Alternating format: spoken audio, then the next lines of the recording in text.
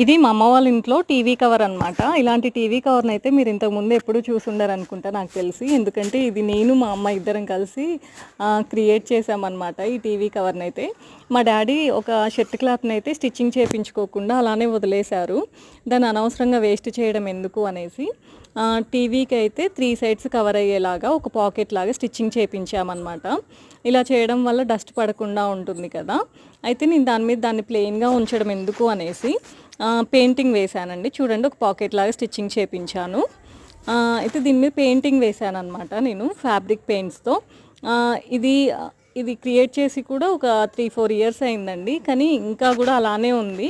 Cloth బాగుంది, అలాగే painting దీని మీద వేసిన పెయింటింగ్ కూడా అలానే ఉందండి ఎన్ని వాషులు చేసినా కూడా. ఇలాంటి ఐడియాస్ కోసం అయితే నా ఛానల్ని ఫాలో అవ్వండి. నాకైతే సబ్స్క్రైబర్స్ కౌంట్ అయితే చాలా తక్కువగా ఉందండి. Please subscribe to my channel.